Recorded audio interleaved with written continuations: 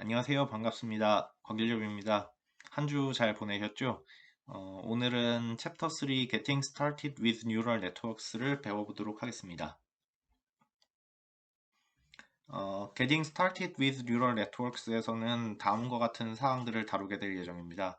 첫 번째로 Anatomy of a Neural Network에서 이 Neural Network의 구조에 대해서 조금 지난번보다는 조금 더 상세하게 좀 더 설명을 드리게 될 테고, 두 번째로 저희가 사용하게 될 툴이 케라스인데 이 케라스가 지금 어떤 위치에 있는 소프트웨어인지에 대해서 좀 더 말씀드리고, 세 번째 챕터에서는 Setting up a Deep Neural Network Workstation이라는 세션인데요. 이 부분은 만약에 자기 본인이 그 워크스테이션을 갖추고 싶은 생각이 있는 학생들은 좀 더 깊게 살펴보시고요. 저 같은 경우에는 여기선 간략하게 넘어가게 될 것 같아요. 저희 같은 경우에 만약에 자신이 GPU가 있는 컴퓨터가 사용이 가능하다 하면은 그 컴퓨터를 활용하시면 되고, 활용이 가능하지 않은 경우에는 구글 콜랩을 이용하시면 된다고 제가 안내를 드렸는데, 그 책에서는 아마존에서 제공하는 클라우드 AI 그 연구 환경이 있는데 그것에 대해서 하나 더 소개를 하고 있어요. 네. 그래서 이 부분 같은 경우에 관심 있는 분들은 책을 좀 더 보시면 되고요. 그 다음에 이 부분부터가 중요한데, 예제 세 가지를 통해서 좀 더 자세히 알아보게 될 거예요. 그래서 첫 번째 예제는 Classifying Movie Reviews 예제로 Binary Classification 예제가 될 테고, 두 번째 예제가 Classifying Newswire 해서 텍스트 클래시피케이션 문제인데 이건 멀티 클래스 클래시피케이션 example, 세 번째로 predicting house prices 해가지고 regression 문제 해가지고 이렇게 세 가지 문제에 대한 예제 코드를 살펴보면서 딥러닝에 대해서 좀 더 공부해 보게 될 예정입니다. 먼저 Anatomy of a Neural Network 부분에서 그 몇 가지 뉴럴 네트워크에 사용되는 그 중요한 개념들에 대해서 조금 더 짚어주고 있는데요. 먼저 레이어 같은 경우에는 어, 이 모델을 만드는 빌딩 블락이라고 생각하시면 돼요. 그래서 딥러닝 모형이 어떻게 보면은 그 레이어들의 합, 아니면 그 펑션 안에 그 펑션들을 계속 적용하는 약간 그런 구조로 설계가 되는데, 결국 그래서 이 레이어들이 키가 되는 거죠. 그리고 그리고 딥러닝에서 일단 인풋 데이터가 중요하고, 그 다음에 인풋 데이터에 대비되는 타겟가 있어가지고 그 리스폰스 베리어블이 있어가지고 얘네를 기준으로 해서 로스 펑션을 정의하게 되고요. 이 로스 펑션은 이 로스 그 인풋 데이터와 타겟 데이터 간의 차이를 줄여주는 방향으로, 인풋 데이터와 타겟 데이터가 차이가 크면 클수록 로스가 큰 거고요. 그래서 그 로스를 줄여주는 방향으로 모형 레이어에 있는 하이퍼 파라미터들을 학습시켜 주게 되면은 저희가 원하는 모형이 만들어지는데, 그걸 만들어가는 과정이 옵티마이저라고 해가지고 이 로스 펑션이 정의되고 나면 이 로스를 미니마이즈 하는 방향으로 어떻게 러닝을 할 것인지, 그래서 이 옵티마이저 이런 개념이 있고요. 네, 그렇습니다.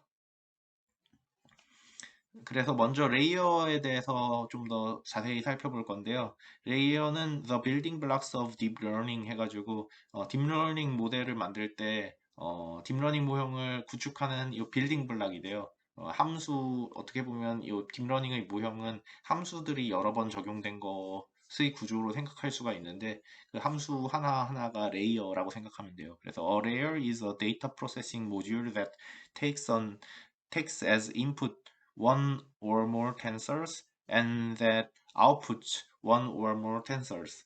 그래서 레이어는 함수라고 보시면 돼요. 어떤 인풋이 들어오고요. 그 다음에 어떤 아웃풋을 내보내요. 함수죠. fx는 y, x가 들어오면 y가 나가는 그런 함수 형태를 생각할 수가 있고요. 이런 함수 형태를 그래프로 보통 많이, 먼저 예제를 보면은, 이런 레이어 형태는 덴스 레이어, 저희가 많이 살펴봤던 덴스 레이어가 또 있고, 그 다음에 CNN 레이어, LSTM 레이어, 요건 나중에 배울 거고요. 이런 구조를 나타낼 때 그래프 형태를 많이 이용해요. 인풋 레이어는 인풋 데이터들 의미하고, 그 다음에 히든 레이어는 여기 레이어가 하나하나 적용될 때 생기는 네. 그래서 그 첫 번째 함수를 적용했을 때 요 두 번째 히든 레이어로 가고, 그 다음에 두 번째 함수를 적용했을 때 요 세 번째 히든 레이어로 가고, 그 다음에 세 번째 함수를 적용했을 때 아웃풋 레이어로 오는데, 여기서 뭔가 결과값을 주면은 그걸 기반으로 뭔가를 하게 되죠. 그래서 이렇게 나타내기도 하고, 또는 이렇게 나타나기도 해요. 어떤 인풋이 들어왔을 때 처음에 어떤 댄스 레이어, 요 댄스 레이어가 있고, 뭐 두 번째 레이어, 댄스 레이어, 또 다른 댄스 레이어, 그 다음에 세 번째 레이어. 그래서 요거가 일단 층은 똑같은데, 이거 보면은 인풋 이쪽이고요. 요 구조에서는 댄스레이어 유닛 침묵이니까 여기 16개의 유닛이 있는 그런 구조고요.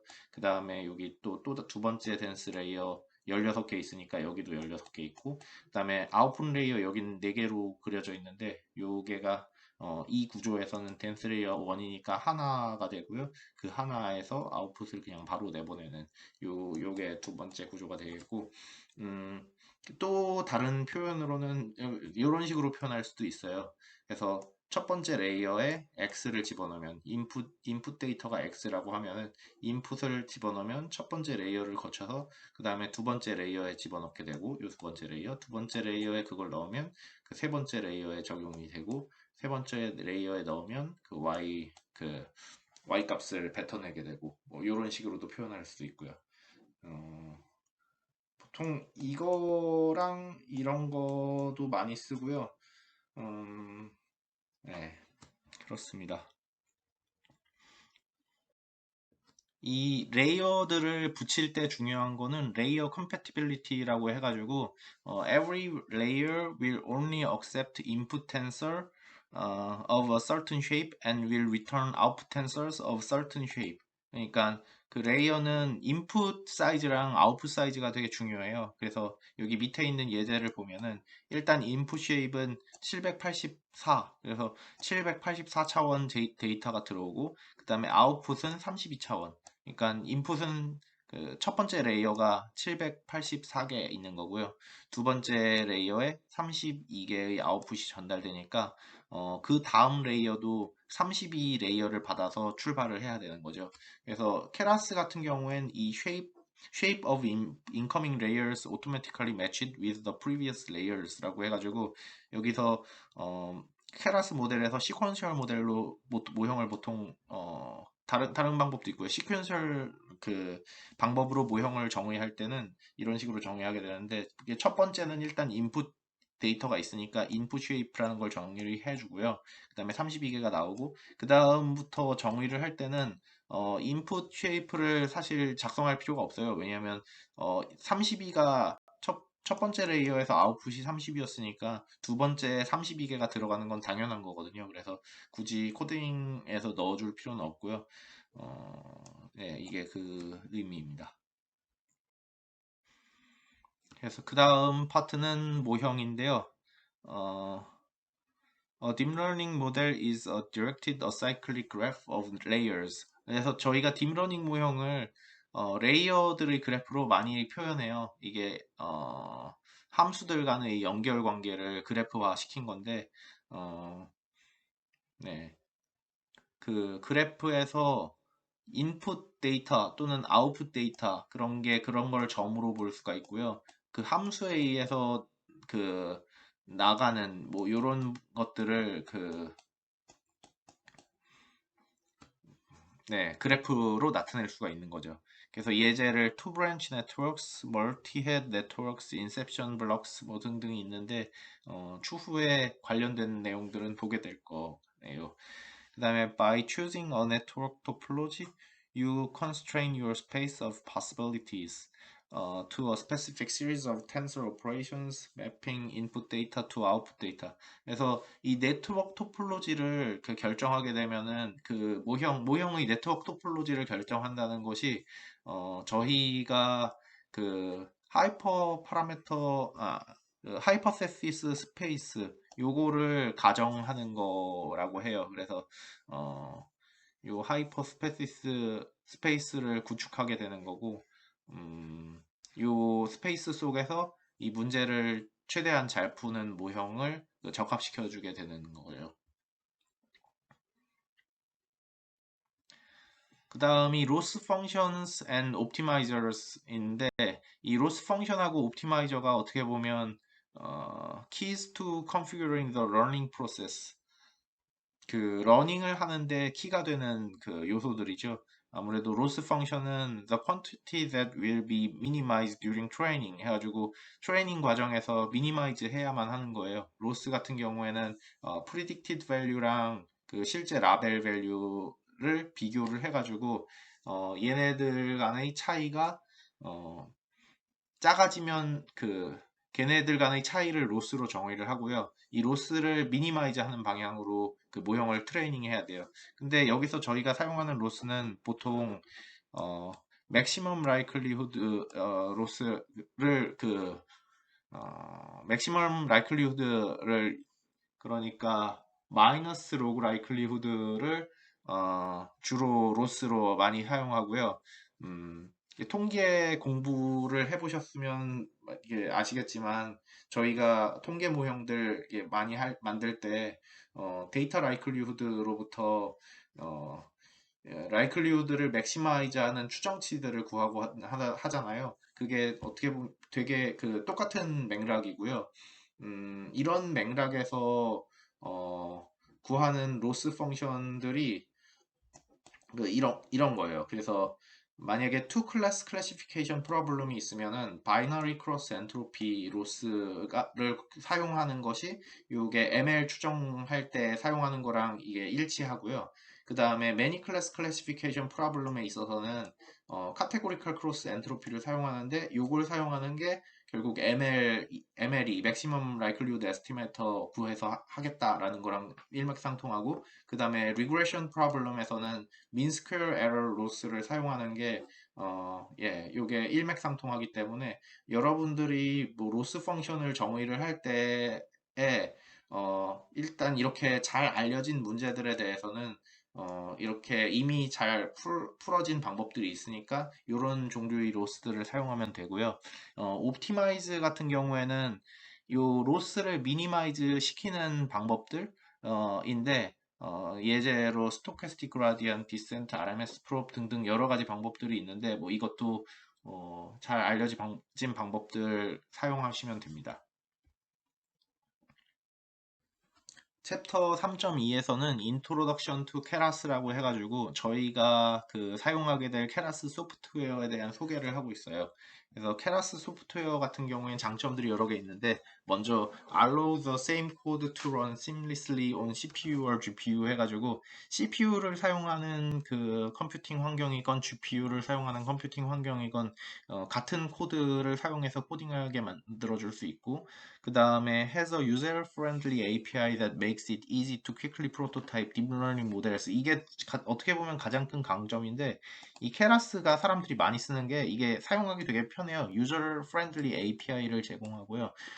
이렇게 되면 사실 딥러닝 모형들이 원래 그냥 손으로 구축하려면 엄청 오래 모형 하나하나 만드는데 엄청 오래 걸릴 수 있는데, 만약에 여러분들이 그 대회 컴페티션 참여하거나 아니면은 회사에서 뭐 딥러닝 모형 만들거나 하면은 이게 시간이 많지 않아요. 짧은 시간 내에 빨리 결과를 내야 돼요. 그렇기 때문에 이런 종류의 유저 프렌들리하고 빠르게 구축할 수 있는 이런 API를 사용할 수 있으면 이게 사용하게 되는데 그래서 케라스 같은 경우에는 회사나 컴피티션 이런 데에서도 많이 사용이 돼요.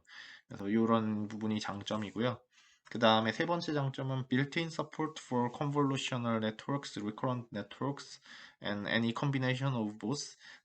이게 그 CNN이나 RNN이나 이런 쪽 계열의 레이어들이 빌트인으로 잘 제공이 돼 있어가지고 그런 거 모델 구축할 때 쓸 수 있다는 거고 그 다음에 네 번째 장점은 support arbitrary network architectures 뭐 임의의 네트워크 아키텍처도 만들고 구성해가지고 쓸 수 있다 이런 종류의 장점들이 있고요.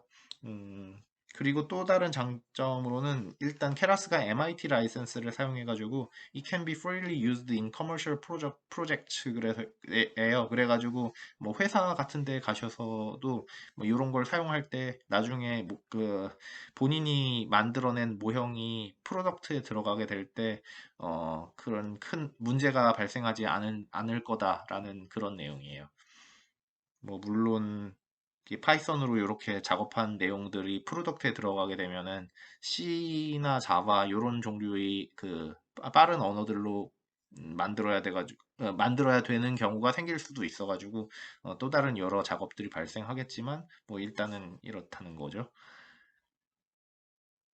네, 그리고 케라스 같은 경우에 그 지금 사용 트렌드 같은 거를 보여준 건데요. 여기 보면은 케라스가 점점 치고 올라오는 거, 텐서플로우랑 케라스가 치고 올라오는 거를 볼 수 있는데, 이게 2018년이라고 17년 중순이라고 치면, 업데이트는 많이, 책 기준이니까 업데이트는 더 됐을 텐데, 어, 다른 그래프들은 그 좀 더 최신 기준이에요. 온라인 잡 리스팅 해가지고 온라인 잡 리스팅에서 각 소프트웨어들이 얼마나 언급되는지에 대한 그런 그래프인데 뭐 텐서플로우, 케라스, 파이톨치, 카페 있죠. 일단 텐서플로우가 되게 크고요. 그 다음에 카페 같은 경우엔 C랑 뭐 이런 거 관련된 거니까 실제로 딥러닝 모형들을 제품에서 쓰고 싶을 때는 이 카페를 음, 알아야 되는데 이거 같은 경우엔 좀 더 엔지니어적인 사람들이 좀 많이 하고요. CS 쪽 이런 데서 예, 딥러닝 프로젝트 회사에서 하고 하면은 카페 쓰시는 분들 많아요. 그리고 파이톨치도 연구할 때 많이 쓰죠. 그 다음이 메디움 아티클인데, 이 인터넷에서 딥러닝 모형들을 공부하다 보면은 메디움 아티클들에서 어떤 코드들이랑 같이 분석해 놓은 예제들이 많이 올라오곤 해요. 거기에서 케라스가 제일 많이 쓰여요. 이, 이 메디움 아티클 같은 경우에는 뭔가를 설명해 주거나 되게 쉽게 빠르게 구축하는 그런 종류의 그 아티클들이 많은데 그런 측면에서는 케라스가 압도적으로 우세하거든요. 이게 유저 프렌들리하고 쓰기 쉽고 API가 잘 구성되어 있기 때문에 메디움 아티클 같은 거 작성할 때 이런 케라스가 되게 강점을 발휘해서 그래서 이 GPU로는 케라스가 제일 높은 것 같아요. 그 다음에 ARXIV articles 요거는 보통 그 연구할 때 논문 쓰는 사람들이 그 논문 쓸 때 어떤 소프트웨어들을 많이 썼나 이런 거를 볼 수 있는데 뭐 텐서플로우 많고 그다음 파이톨치 이 파이톨치가 좀 더 컨트롤 세부적인 컨트롤이 좀 더 잘 된다고 하는 것 같은데 그래서 그런지 연구 쪽에서는 케라스보다는 살짝 더 많이 쓰이는 걸 볼 수가 있고요. 뭐 근데 여전히 케라스 카페 이런 것도 비슷하게 많이 쓰이고요.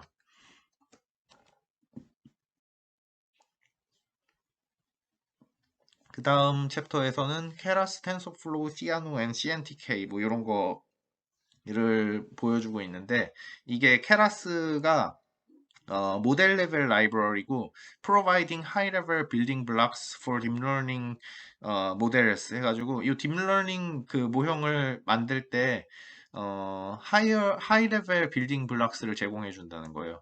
보면은 제일 높은 레벨에 있고요. 이 딥러닝을 할 때 필요한 게 뭐 GPU 있으면 그 속도가 훨씬 빠르니까 좋고요. GPU 없으면 CPU라도 써야죠. 그래서 여기가 제일 로우 레벨이고요.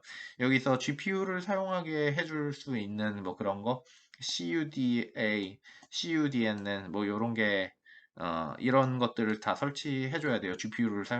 GPU가 컴퓨터 하드웨어에 있고, 이 하드웨어에 GPU가 있으면 이 GPU를 사용하게 해주려면 이런 애들이 필요하다는 거고, CPU를 잘 사용하게 해주려면 이런 애들이 있어야 된다는 건데, 얘네는 이미 자동으로 있기 때문에 신경 쓰지 않아도 되고, GPU 같은 경우엔 만약에 제가 컴퓨터에 GPU를 사서 달았다 하면은 요거는 자동으로 되는 게 아니니까 수동으로 설치해 줘야 되죠.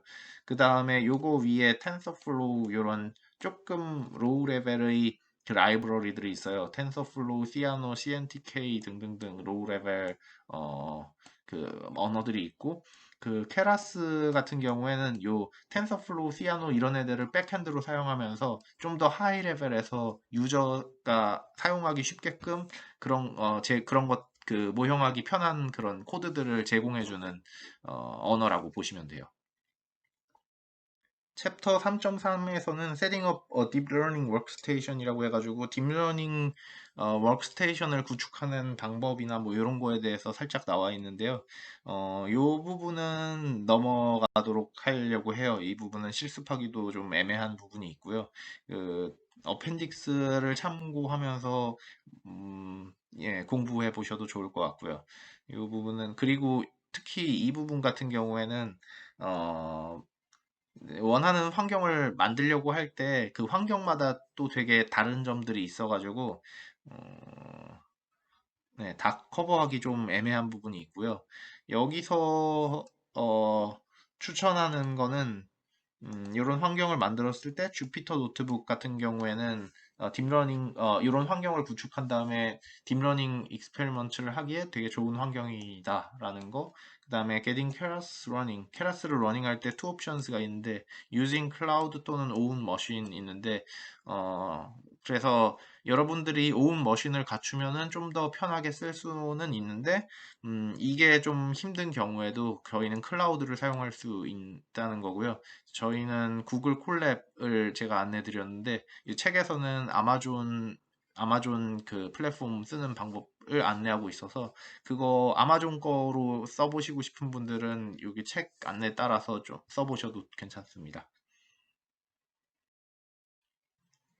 네, 다음은 Classifying Movie Reviews 해가지고 Binary Classification Example이 있고요. 여기서 예제에서 사용한 게 IMDb 데이터셋이에요. 이게 IMDb Movie Review 데이터인데 그래서 이 Movie Review가 포지티브한지 네거티브한지 그 텍스트를 통해서 이 무비 리뷰가 포지티브일지 네거티브일지 요걸 클래시파잉 하는 게 목표고요. 그래서 5만 개의 highly polarized reviews가 존재해요. 그래서 그 전처리된 5만 개의 그 리뷰들이 있고 여기서 2만 5천 개의 리뷰가 트레이닝에 있고 또 다른 2만 5천 개의 리뷰가 테스팅에 있어요. 그리고 each set containing of 50% of 그래서 그 네거티브와 포지티브를 50% 50대 50으로 맞춘 거고요. 네, 그래서 요 예제를 통해서 바이너리 클래시피케이션 example에서 어떻게 그 적합하는 그 딥러닝 모형을 적합하는지 이런 거를 한번 알아보도록 할게요. 네, 먼저 read the data, 데이터를 읽을 때는 엠니스트 데이터 읽을 때랑 비슷하고요. 역시 이게 IMDb 데이터가 케라스 데이터셋에 그 포함되어 있어가지고 IMDb 모듈에서 load 데이터라는 메소드를 이용해서 데이터를 불러올 수 있고 여기 보면 num words equals 요거 그 만 개 요 옵션이 있는데 요거는 일단 예제에서 다시 한번 설명을 드릴게요. 이게 어 가장 자주 사용하는 만 개의 단어들을 그 데이터로 포함시켰다라는 그런 옵션이고요. 그 다음에 디코더 리뷰 해가지고, 리뷰를 디코딩하는 방법을 설명해주고 있는데, 지금 요 데이터를 이렇게 트레인 데이터로 불러오게 되면, 얘네들이, 숫자들의 시퀀스로 나타나져요. 그러니까, 텍스트 데이터를 분석을 할 때 이 텍스트를 처리하는 방법이 이 텍스트를 그 인티저에 매핑을 해요. 예를 들어 어는 1번, 뭐 그다음에서는 2번은 2번. 그래가지고 뭐 I like cat 뭐 이러면은 I에 해당하는 번호, like에 해당하는 번호, cat에 해당하는 번호. 그래서 만약에 I like cat 이라는 문장이 있으면 데이터로는 그 숫자들의 그 시퀀스로 나타낼 수가 있는 거고요. 그래서 그런 식으로 데이터가 저장이 되어 있을 때 떻게 하면은 디코드를 할 수가 있느냐라는 건데 이게 요 매핑이 있으면은 디코딩을 할 수가 있잖아요. 그래서 IMDb에 get word index라는 게 있어가지고 요게 리스트 형태인데 word가 있으면 거기에 숫자 인덱스가 주어져 있는 그런 리스트 그 딕셔너리고요. 그거를 월드 인덱스에 저장을 하고 디코드를 할 땐 사실 리버스 월드 인덱스가 필요해요. 그 숫자가 들어왔을 때 월드가 나오는 그 리버스 월드 인덱스가 디코딩에서 필요하기 때문에 어, 요 월드 인덱스를 뒤집어줘서 리버스 월드 인덱스를 만들어 준 거예요. 여기서 요 코드를 설명을 드리자면 요 월드 인덱스 점 아이템스 요 부분이 요 form은 사용할 때 그 월드 인덱스라는 딕셔너리에 있어서 키랑 밸류를 가져와요. 월드 인덱스 점 아이템즈 하면 키 밸류를 가져오고요. 그러면 요 키 밸류를 갖고 온 것에 대해서 배치를 밸류 키로 하겠다. 뭐 이런 거예요. 그래서 예. 그리고 form은 사용할 때 이런 셋에서 이런 오퍼레이션 파이썬에서는 많이 사용하니까 혹시 이런 오퍼레이션이 지금 처음 봤다 싶은 경우에는 이 부분에 대한 내용이 점투 파이썬에도 살짝 나오거든요. 그래서 이런 표현들 그 셋에서 form은 그 안에 넣어서 사용해가지고 만드는 표현들은 이제 익숙해져 두시는 게 좋아요. 많이 쓰이거든요. 네. 그 다음에 이렇게 리버스 월드 인덱스가 나오게 되면은 디코드 리뷰를 할 수가 있죠. 디코드 리뷰를 하는데 역시 이것도 그걸 사용했네요. 요 셋 안에서 그걸 했죠. for I in 이쪽부터 해석하시면 돼요. 이렇게 셋 나오고 그 다음에 여기 form은 하면은 이 셋을 요 form은 돌리면서 만들어 주겠다는 거거든요. 그래서 for I in train data 0 이건 첫 번째 다큐먼트를 그 디코드 하겠다는 거고요.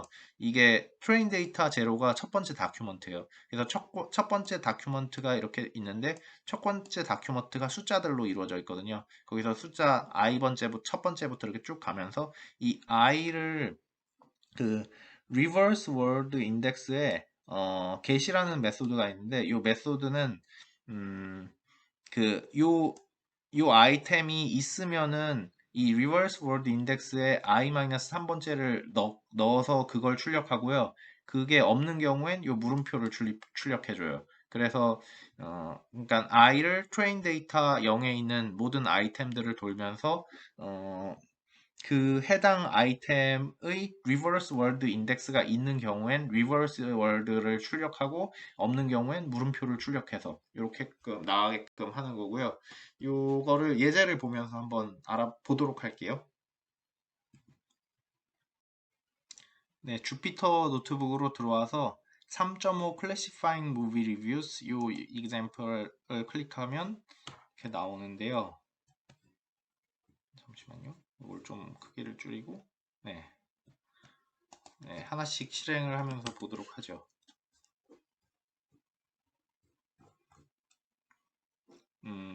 일단 이게 코드 example은 import keras,라고 되어 있는데 저는 그 텐서플로우 2.x 버전에는 keras가 그 안에 들어와 있어서 텐서플로우 안에 있는 keras를 사용하려고 tensorflow.keras의 버전을 출력해 준 거고요. 그 다음에 여긴 IMDb 데이터에 대한 설명이 나오죠. Classifying Movie Reviews, a Binary Classification Example 이고요. 그 다음에 IMDb 데이터 설명들. We will be working with IMDb dataset of 5만 highly polarized reviews. 이렇게 하고요. 이건 어느 정도 설명을 드렸으니까 여기서 일단 그 리뷰 데이터를 읽는 부분이 나오죠. 여기서 리뷰 데이터를 읽는 부분이 나오는데 num words가 만이잖아요. 왜 이게 무슨 옵션인지 궁금하면은 여기서 Shift 탭을 클릭하면은 이런 정보가 나오고요.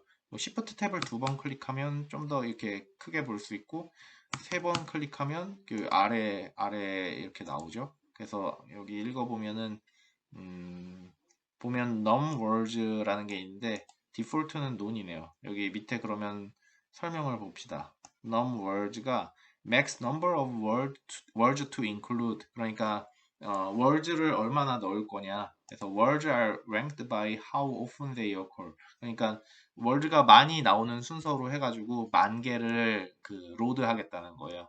그 다음에 네.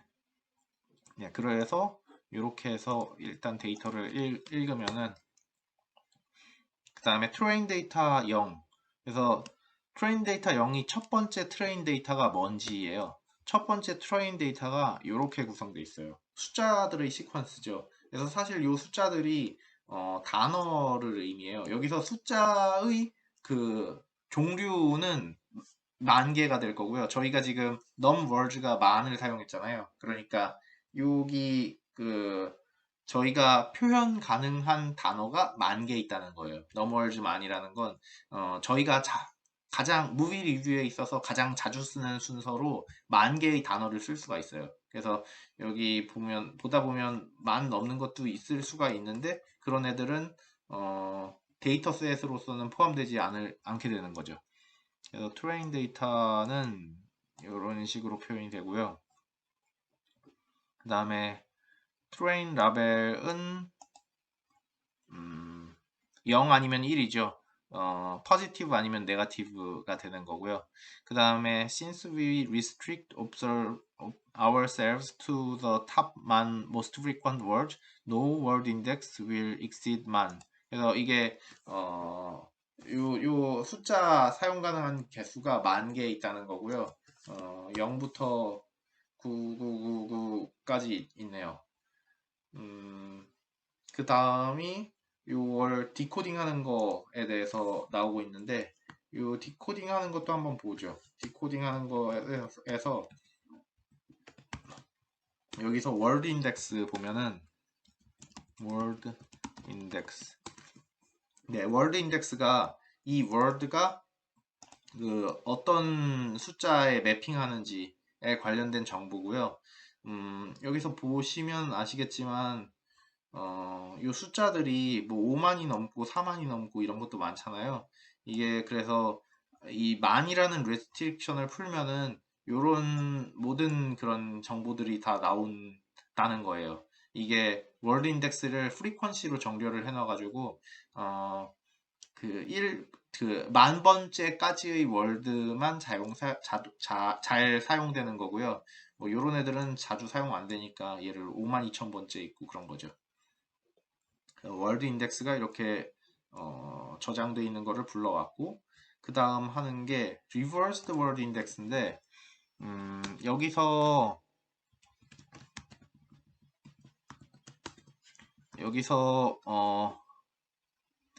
key value in word index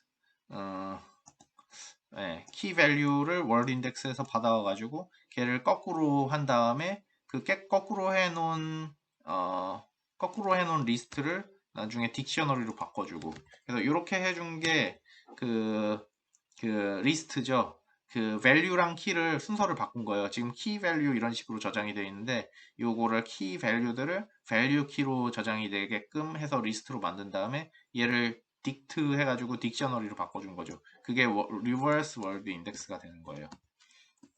그 다음에 decode review 같은 경우에는 요 부분이 있는데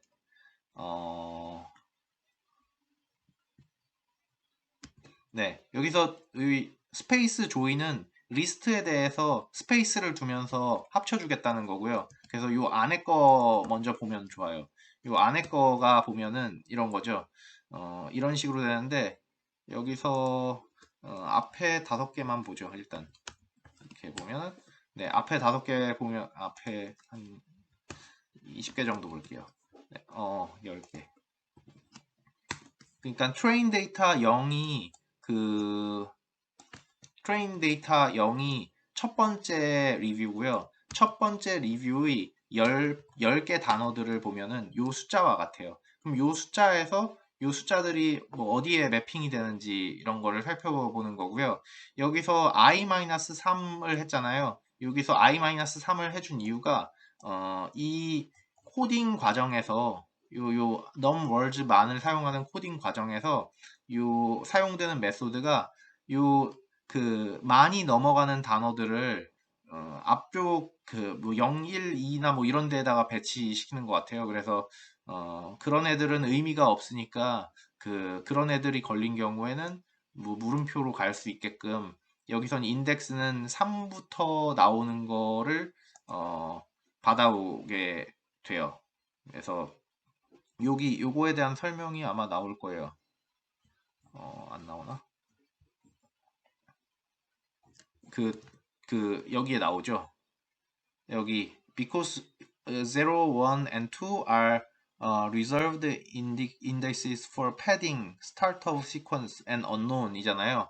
그러니까 뭐 여기서 데이터를 읽을 때 10,000개의 데이터 바뀌면 언론으로 코딩될 거예요. 그래서 이런 코딩들이 이미 거기 자리 잡고 있기 때문에 그 다음 자리부터 사용하기 위해서 i-3으로 한 거고요. 이거는 코드마다 요 리버스 월드 만드는 게 조금씩 달라가지고 그 매번 그 데이터 형식에 맞게끔 코딩을 변경하셔야 돼요.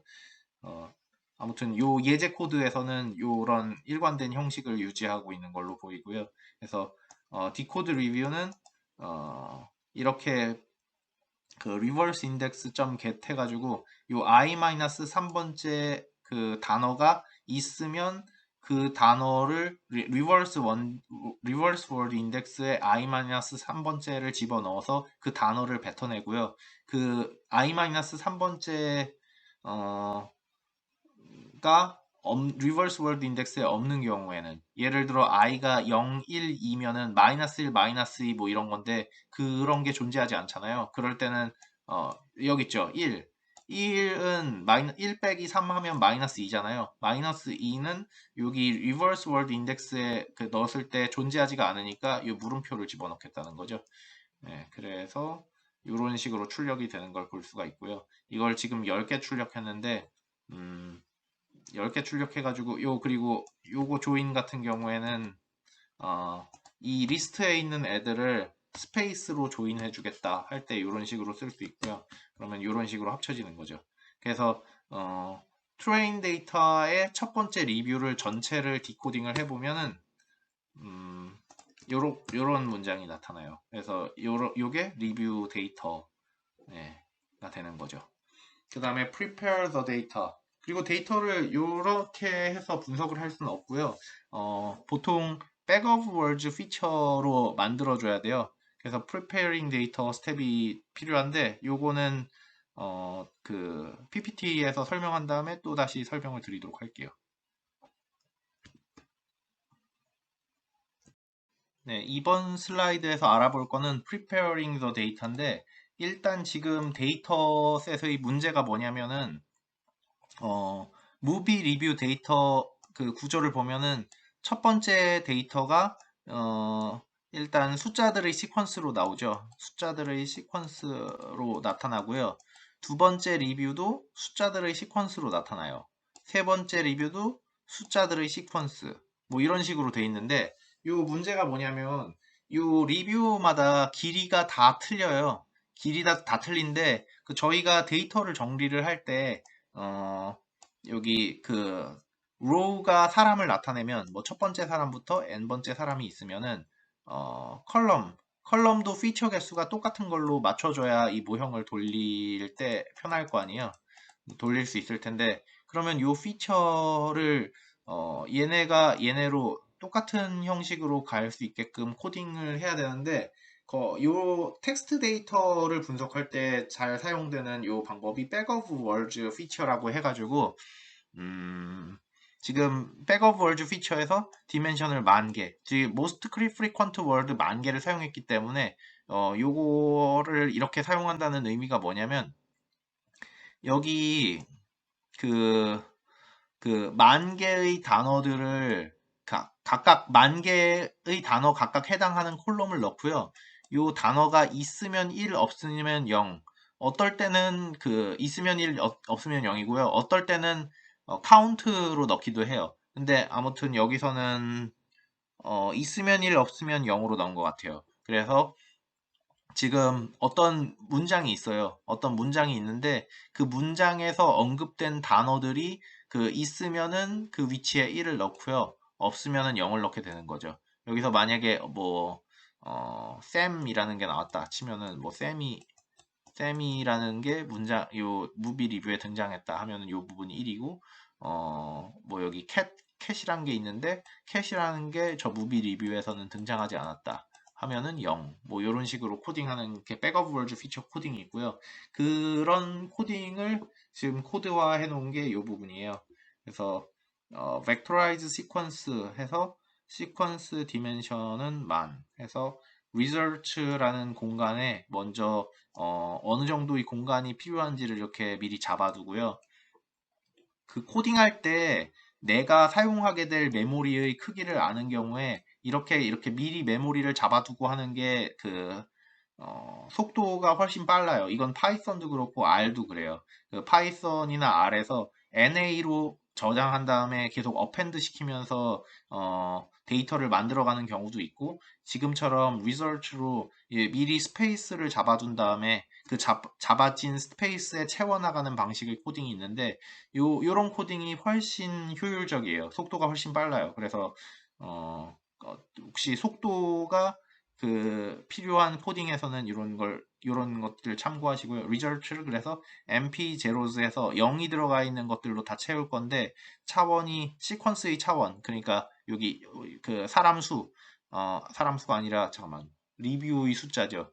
25,000개의 리뷰가 있으니까 len sequences 하면은 뭐 25,000개의 리뷰 트레이닝 셋 기준으로 보면 25,000개의 리뷰 그리고 디멘션이 만 개의 단어들을 사용하겠다 해서 콜롬은 디멘션 만이고 그다음에 for i sequence 여기서 이 i 시퀀스를 enumerate 하면서 받아온다는 뜻인데 이 시퀀스가 그 리스트잖아요. 요 시퀀스가 보면은 이런 얘네들의 리스트예요. 그러니까 그 무비 리뷰들의 리스트인데 이 이뉴머레이터라는 걸 쓰면은 시퀀스의 예를 가져오고요. 시퀀스의 리뷰를 가져오고 이 i는 숫자를 세요. 그러니까 첫 번째 시퀀스면 i에 0이 들어가고요. 두 번째 시퀀스면 i에 1이 들어가고 이런 식이에요. 그래서 이 시퀀스들을 돌리는데 여기서 첫 번째 시퀀스 가져올 때 첫 번째 시퀀스에 첫 번째 그 아이템을 갖고 오고 그 다음에 i에는 0을 갖고 오고 이런 식으로 해서 그 다음에 이 result에 i를 집어넣고 몇 번째 시퀀스인지가 중요하니까 i를 집어넣고 그 다음에 그 시퀀스 어,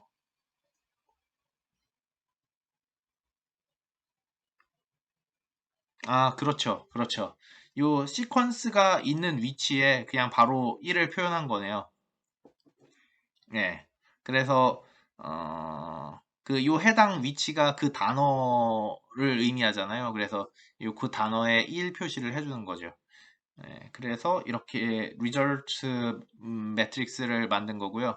그러면 요 결과 리절트는 어, 리뷰 개수가 여기 콜롬 개수고요. 로우 개수고 콜롬 개수는 10,000개가 되는 그런 매트릭스 형태가 될 거예요. 그래서 X 트레인 셋이랑 X 테스트 셋의 인풋 데이터들을 정리해 주는 거고요. 벡터라이즈 시퀀스 함수를 통해서 인풋 데이터를 정리해 주고 그다음에 벡터라이즈 라벨스 해 가지고 라벨도 지금 1, 0으로 돼 있는 인티저 코딩으로 알고 있는데 걔를 플로 타입으로 바꿨네요. NP 어레이 타입 매트릭스로 바꿔주면서 플로 타입으로 변경시켜 주셨고요. 네, 그래서 여기까지 더 한 번 더 코드를 한번 보도록 할게요. Preparing the data 해가지고 vectorize sequence 해가지고 이 함수를 정의한 다음에 그 함수를 돌려서 x train, y train을 넣어줬고요. 네, 여기서 이렇게 공부를 하다가 만약에 잘 이해가 안 되는 부분이 있잖아요. 이해가 안 되는 부분들은 뜯어가지고 살펴보면 좋아요. 예를 들면 여기 할 때 요 enumerate랑 요런 거 써본 적이 없다. 써본 적이 없어서 잘 모르겠다. 또는 뭐 여기 np.0가 뭔지 모르겠다. 이런 경우엔 이렇게 딱 해가지고 np.0에 shift 탭을 해가지고 설명을 봐도 되고요. 아니면 그냥 실제로 예제를 돌려봐도 돼요. 어, 여기 2,3 하면 어떻게 되지? 그러면 mp.0에서 2,3의 0으로 채워진 횡렬이 생기는구나. 약간 이런 거를 알 수가 있고요. 또 그 다음에 enumerate, 뭐야 이거? 네. enumerate, 요거 뭐지? enumerator를 만약에 본인이 파이썬을 사용하면서 처음 봤다 하면은 enumerate 시퀀스가 있는데 ND tom max 뭐 이런 식으로 있다고 치면은 enumerate로 i하고 시퀀스를 하면은 print i, 시퀀스 이래도 되나? 네. 그러면 이렇게 되는 거죠. i랑 시퀀스가 각각 이 리스트에서 뭘 받아오는지를 이게 출력해 주잖아요. 그러면 이 구조를 파악할 수 있는 거죠. 아, enumerate 안에 리스트가 있으면 이 리스트의 아이템들을 갖고 올 때 이 아이템들은 시퀀스에 가져오고 얘의 인덱스를 i에 갖고 오는구나. 약간 이런 식으로 파악할 수가 있어요. 그래서 그 np.0랑 요 구문에 대해 이해를 하게 되면 이 함수가 뭘 하는지 좀 더 쉽게 파악할 수 있게 되는 거죠. 그래서 요거 파악했고 그 다음에 네 여기 네 그래서 이렇게 그 xtrain, ytrain, xtest가 어떤 식으로 코딩되어 있는지 좀 살펴보면 이렇게 된다는 거고요.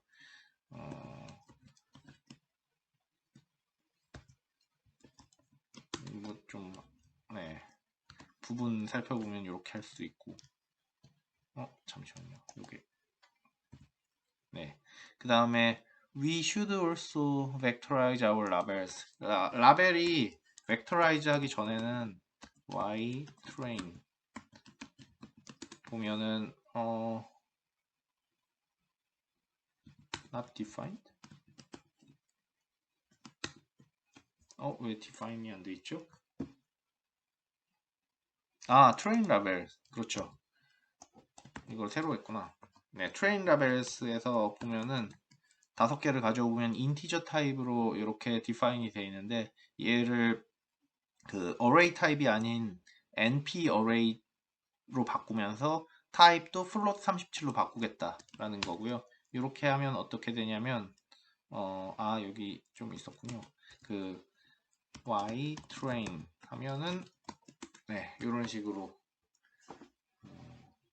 array 타입에서 float 데이터 타입은 float으로 하게 되는 거죠. 그 다음에 building our networks부터는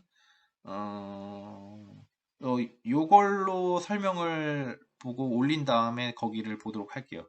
그래서 저희가 네트워크를 구축하는 거에 대한 방법에 대한 얘기인데 네트워크를 구축할 때 저희가 지금까지 댄스 레이어를 배웠잖아요. 댄스 레이어 같은 경우에는 요거랑 똑같죠. 아웃풋은 value, 여기서 activation이 value라는 거는 그 value activation이고 그 다음에 16 요거는 들어왔을 때 얘의 차원이 16차원으로 나간다는 거. 그러니까 요 결과가 16 곱하기 1의 벡터가 된다는 거고 인풋은 인풋 차원 아까 700이 넘었었던 것 같은데 인풋 차원 700 있으면 이 W는 700 by 16이어가지고 16 by 700이구나. 그래서 인풋 차원 그 700이 들어왔을 때 아웃풋이 16이 되게끔 나온 다음에 그 다음에 그 걔네를 논리니어 액티베이션 펑션에 돌려줘야 되거든요. 딥러닝 모형에서는 이게 리니어 하면은 어차피 전체 모형이 리니어가 돼가지고 액티베이션 펑션이 논리니어 한 개 들어가야 되는데 그런 논리니어한 액티베이션 펑션을 밸류로 쓰겠다는 거고 뭐 이게 중간 단계에서는 밸류가 제일 많이 쓰이고 마지막 단계에서는 시그모이드나 뭐 소프트맥스나 뭐 이런 게 쓰이죠. 그래서 여기서 구성한 구조는 이렇게 만들어 주겠다는 거예요. 그래서 인풋 데이터가 있을 때 덴스 레이어 16을 달고 그 다음에 덴스 레이어 16을 더 달고 그 다음 레이어에서 그 하나가 나오게 해가지고 얘로 확률로 그 무비 리뷰가 포지티브일지 네거티브일지 그 판별해주는 그 모형을 구축하겠다는 거고요. 그거를 그 코드로 돌려보면 이렇게 되죠. 여기서 케라스의 시퀀셜이라는 그 방법을 사용했고요. 모델 시퀀셜 얘를 정의하게 되면은 그 다음에 들어오는 레이어들을 하나씩 하나씩 붙여주면 돼요. 그래서 model.add 해가지고 덴스 레이어를 다는데 처음에 input dimension이 700이 아니라 만이죠. 왜냐면 단어 개수가 만 개, 그 most frequent words 만 개를 받아왔으니까 input shape가 처음에 만 차원이 들어오고 그럼 그거를 16차원으로 내준 다음에 그 다음 네트워크도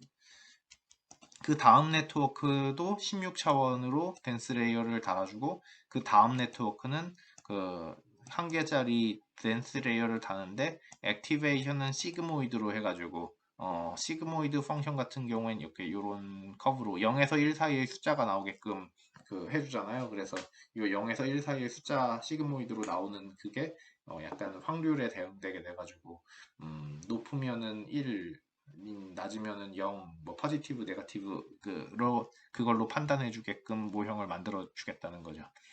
여기서 그 모델 컴파일 할 때는 그 RMS 프롭이랑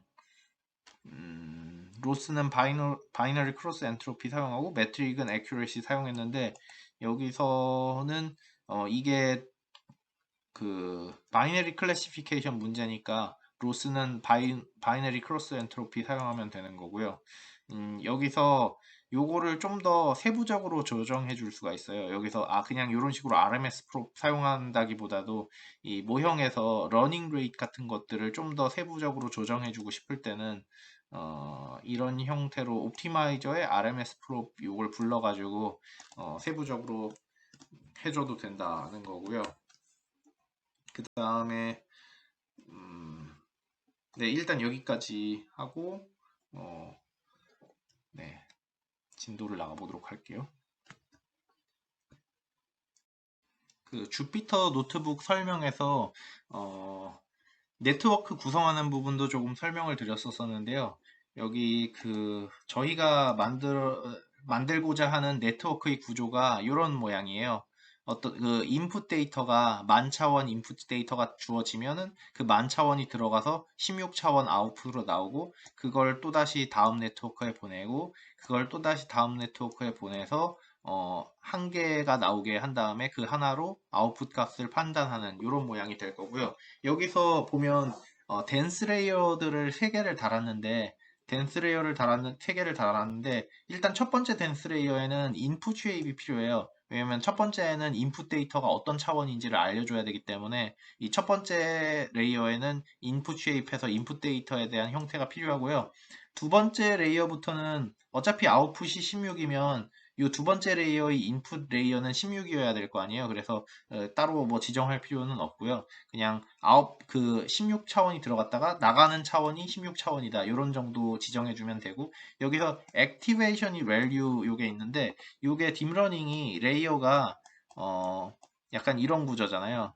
그 첫 번째에 x를 넣고 그래서 요 첫 번째 레이어에 x를 넣고 그 다음에 두 번째 레이어에 L1 x를 넣고 그 다음에 얘를 세 번째 레이어에 L2를 넣고 약간 이런 식으로 레이어를 쓰는 건데 이 레이어를 쓸 때 요게 WX 플러스 B WX 플러스 B의 형태고요. 여기서 이 W랑 B가 웨이트여서 얘를 학습해 주는 거고 그리고 여기에 액티베이션이 펑션이 들어가는데 여기서 value 액티베이션이나 시그모이드 액티베이션을 쓴다는 거예요. 그래서 첫 번째 레이어에서는 value 액티베이션을 쓰고요. WX 플러스 B 여기에다가 이 value activation 펑션 요 모양의 value activation 펑션을 적용해 줘 가지고 그거를 다음 레이어에 넘긴다 라는 뜻으로 보면 되고요. 두 번째 레이어에서도 value activation을 사용했고 마지막 레이어에서는 액티베이션을 시그모이드로 사용했어요. 요 마지막 L3 레이어에서는 여기 받아진 값에다가 WX 플러스 B를 취한 다음에 여기서 시그모이드 액티베이션을 취하면은 맨 마지막 출력 값인 Y가 0에서 1 사이의 값을 갖게 돼요. 그래서 0에서 1 사이의 값을 갖게끔 뭐 출력해주게 된 그런 네트워크 구조라고 보시면 됩니다. 그 다음 부분은 컴파일링 하는 부분인데요. 예, 먼저 살짝 살펴봤죠. 모델을 컴파일링 할 때 RMS 프롭을 쓰겠다. 옵티마이저 로스 펑션은 바이너리 크로스 엔트로피를 사용하겠다. 저희가 클래시피케이션 문제에서 MLE 추정량을 구할 때 사용하는 로스가 미니마이즈 해야 되는 로스가 요 바이너리 크로스 엔트로피 로스고요.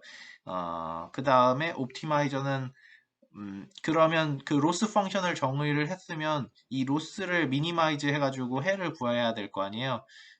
근데 딥러닝에서는 요 로스 그러니까 수학에서 문제 풀듯이 하면은 어떤 그 함수가 있으면은 요 함수를 미니마이즈 하는 거를 구해야겠다 하면은 여기 미분에서 0 되는 거 풀어가지고 이렇게 딱 구하잖아요. 근데 딥러닝에선 보통 클로즈드 폼 솔루션이 찾기 힘들기도 하거니와 이게 데이터가 너무 많아가지고 모든 데이터를 다 넣고 하면 메모리가 힘들어요. 그래가지고 어, 배치 사이즈만큼씩 업데이트 해주는 식으로 옵티마이제이션을 해주게 되고요.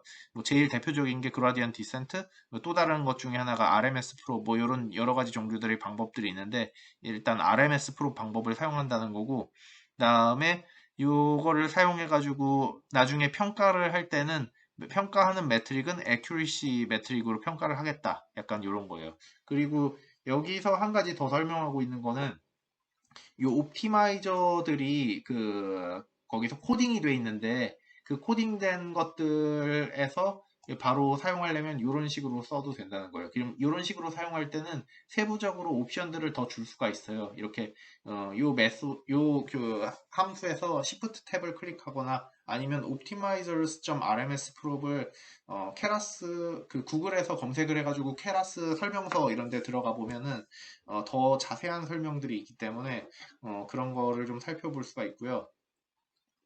음, 요 옵티마이저 뿐만이 아니라 로스랑 매트릭도 좀 더 커스텀으로 해가지고 로시스.바이너리 바이너리 크로스 엔트로피라든지 매트릭스.바이너리 바이너리 애큐레시 이런 식으로 할 수가 있고요.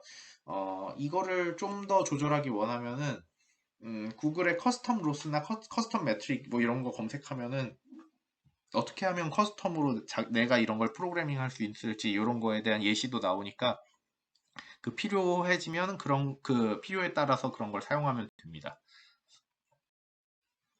다음으로는 validating your approach 해가지고 validation을 어떻게 할 거냐라는 건데 여기서 제안하는 방법은 트레인셋에서 데이터를 조금 따로 떼놔가지고 발리데이션 스스로 쓰겠다는 거예요. 그래서 첫 번째 10,000개를 발리데이션으로 따로 떼놓다는 거 따놓 떼놓 첫 번째 partial extrain. 네, validation을 첫 번째 10,000개로 하고 그다음에 partial extrain. train set은 1001번째부터 쓰겠다라고 해가지고 xval이랑 partial extrain을 나눠줬어요. 그래서 트레이닝을 할 때 모델 컴파일 한 다음에 모델 fit 할 때 트레이닝은 partial x train이랑 partial y train으로 하고 validation set으로 xvar, yvar을 제공해줘가지고 이 validation set에서 성능이 어느 정도씩 나오는지를 좀 살펴봐 주겠다는 거예요. 네, 그래서 살펴보는 방법이 여기 이렇게 나와 있고요. 히스토리로 트레이닝 과정을 저장을 하면은 이 히스토리에는 accuracy, loss, var, accuracy, var, loss 이런 애들이 존재하는데 이런 애들을 플롯해 보면서 var loss랑 validation loss랑 뭐 validation accuracy 아니면 training loss랑 training accuracy 이런 것들의 관계를 시각화해서 살펴볼 수가 있어요. 이 부분부터 다시 실습으로 한번 진행해 보도록 할게요. 네, 발리데이션을 위해서 트레인셋을 첫 번째 10,000개로 하고, 그 다음에 10,000번째 이후를 파셜 엑스트레인으로 해서 트레인을 얘를 쓰겠다라는 그런 것들. 그 다음에 히스토리로 모델 피팅 과정을 저장을 할 수가 있어요. 히스토리는 모델.fit 해가지고 이걸로 트레이닝하고 fhog은 20으로 하고 배치 사이즈는 이 정도로 하고 발리데이션 셋은 이렇게 하고 해서 이렇게 해서 돌려보면은 트레이닝이 되죠. 트레이닝 되는 걸 볼 수가 있고요. 그리고 이 트레이닝한 결과들이 여기 히스토리에 저장이 되게 돼요. 그래서 히스토리가 히스토리로 해가지고 히스토리 데이터를 저장을 하고요. 여기서 히스토리 딕트의 키스를 보면은 여기 로스 애큐레시, var 로스, var 애큐레시라는 게 저장이 되어 있는 거를 볼 수가 있고요. 여기서 아까 슬라이드에서 봤을 때는 여기 ACC 로스, 발 ACC 발 로스인데 이게 이름이 가끔씩 좀 바뀌어요. 이게 네. 그래서 이름이 바뀌면은 요 바뀐 이름으로 맞게끔 코드도 조금씩 수정만 해주면은 그 네, 돌아가게 고쳐줄 수가 있어요. 그래서 만약에 여러분이 그 예제 이그젬플을 F쇼렛 GitHub에서 다운받아가지고 요걸 하면은 그 텐서플로우나 케라스의 버전에 따라서 요 딕셔너리 키 이름들이 바뀌었을 수 있기 때문에 그 바뀐 거를 여기 요 부분 플롯 부분에서 그 바꿔줘 주고 돌려야 에러 없이 그 피규어를 볼 수가 있고요. 그래서 피규어 같은 경우에는 약간 이런 걸 볼 수 있죠. 그래서 보면은 트레이닝이 진행이 됨에 따라서 발리데이션 로스가 줄어들다가 다시 올라가는 걸 볼 수가 있고요. 트레이닝 로스는 계속해서 줄어들고 있는 걸 볼 수가 있죠. 네, 이게 사실 문제인데 이거를 그 어떻게 해결해야 되는지는 다음 챕터에서 배우게 될 거고요. 네, 그 다음에 accuracy 측면에서도 그림을 그려보면은 트레이닝 accuracy는 점점 1에 가깝게 과적합되어 가고 있는데 validation accuracy는 오히려 떨어지고 있는 거를 볼 수 있죠.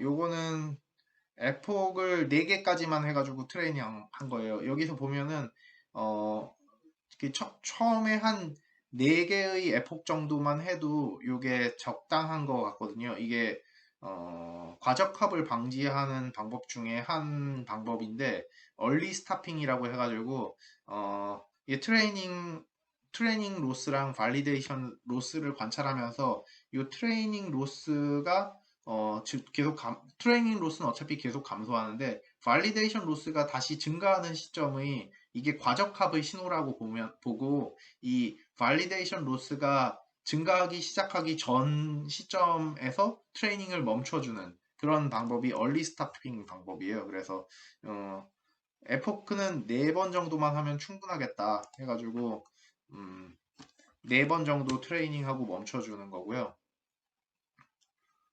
그렇게 해서 요 4번 해서 멈췄으면 result로 모델.evaluate 해가지고 x 테스트랑 y 테스트를 evaluate 한 다음에 그 결과를 본 거죠. 정확도나 뭐 이런 거.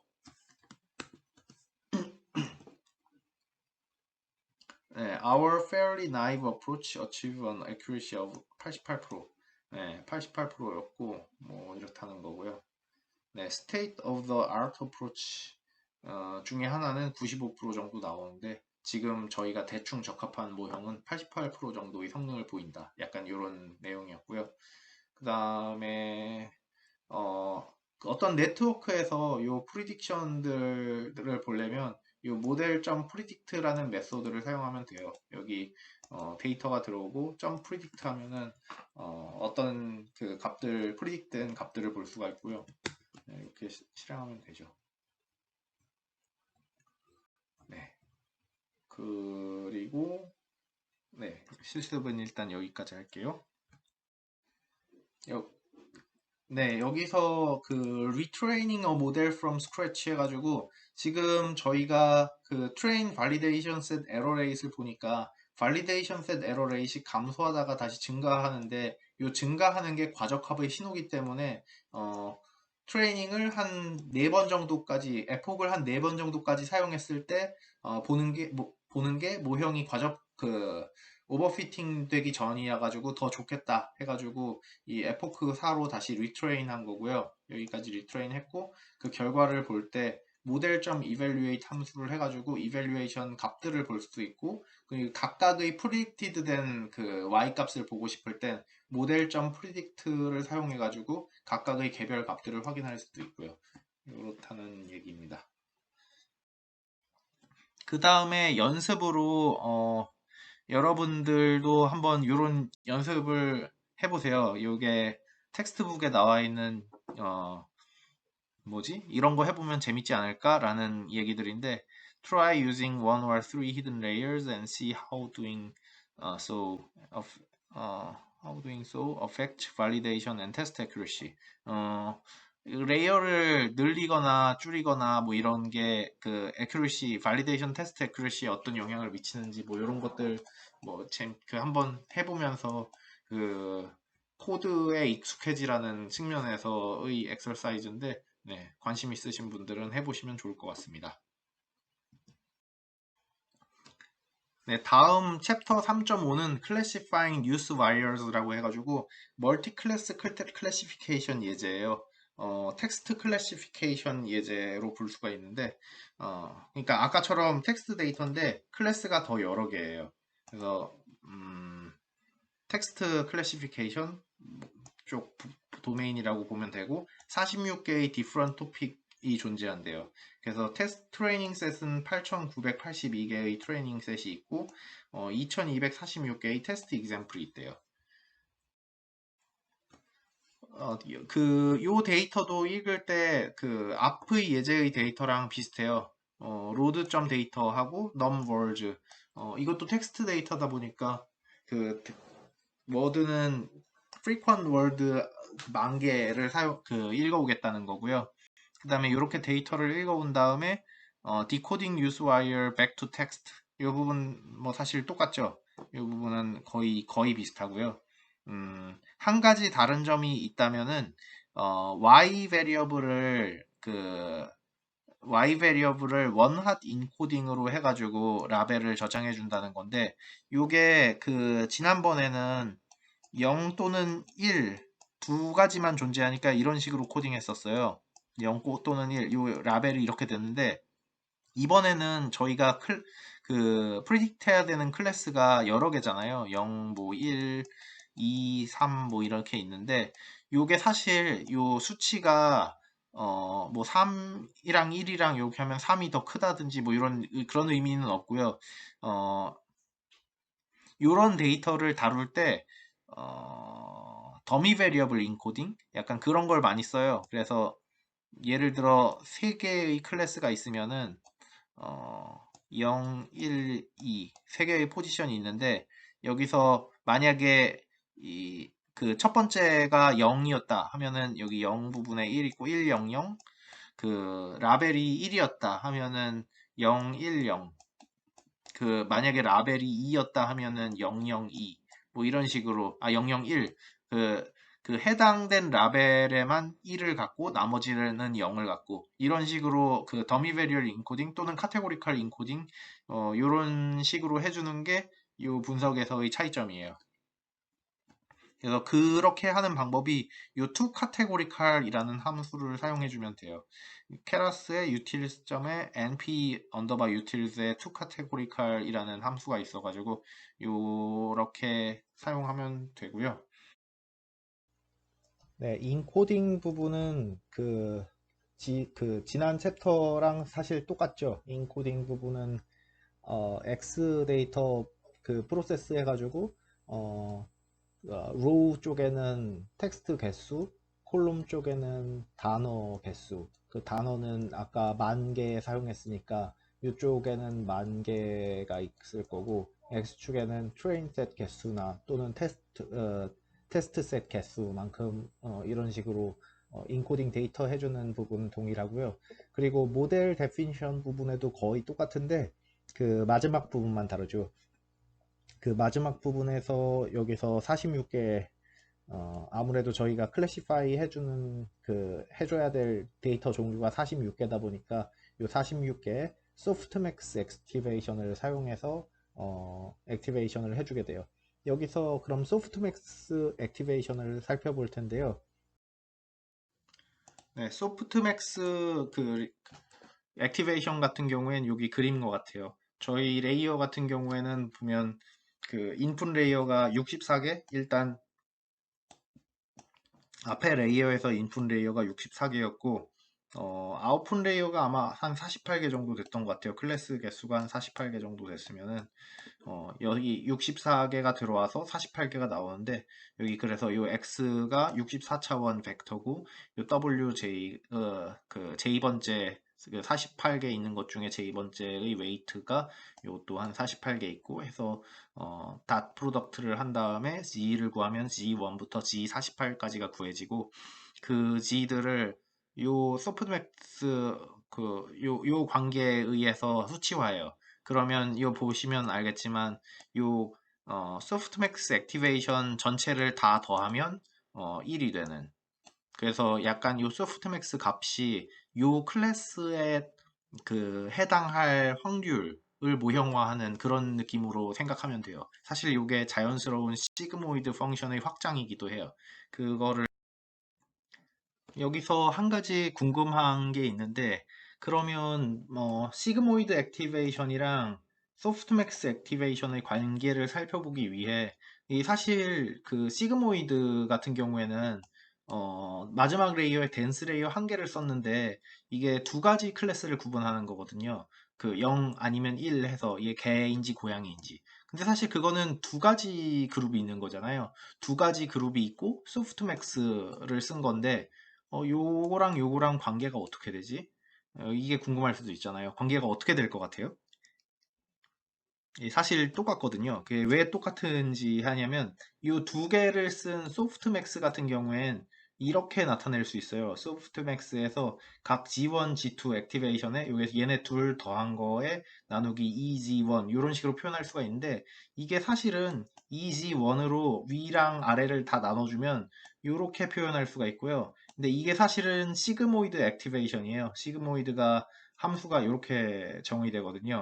그래서 사실 모형을 구축할 때 클래스가 두 개인 거는 마지막 레이어에 덴스 레이어 두 개 달고 소프트맥스를 하나, 마지막 레이어에 덴스 레이어 한 개를 달고 시그모이드 그 액티베이션을 하나, 두 개가 결과가 똑같고요.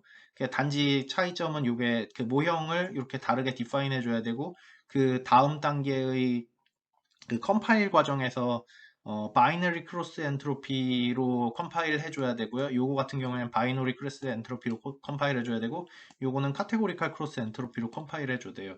그것만 다르고 사실 모형적으로는 똑같기 때문에 클래스가 두 개인 경우에는 둘 중에 그 편한 걸로 사용하면 됩니다. 네, 다음으로 컴파일 부분인데요. 컴파일 부분 그 앞의 그 3.4 예제랑 거의 똑같은데 요 로스 부분이 다르죠. 요 로스 부분에서 아무래도 저희가 소프트맥스 리그레션을 사용했다 보니까 소프트맥스 액티베이션을 사용했다 보니까 로스는 카테고리칼 크로스 엔트로피 로스로 정의해 주셔야 되고요. 이걸 사용해야 저희가 맥시멈 라이클리후드 에스티메이트 추정하는 거랑 같은 효과를 볼 수가 있어요. 여기서 네, 그 다음에 부분들은 거의 비슷해요. 발리데이션 셋, 그 따로 1000개만 빼놨네요, 요번엔. 1000개 정도만 발리데이션 셋으로 빼놓고, 그 다음에 그 나머지 데이터로 트레인 셋으로 해가지고, 이렇게 트레이닝을 돌리게 되고요. 에폭 20만큼 돌렸네요.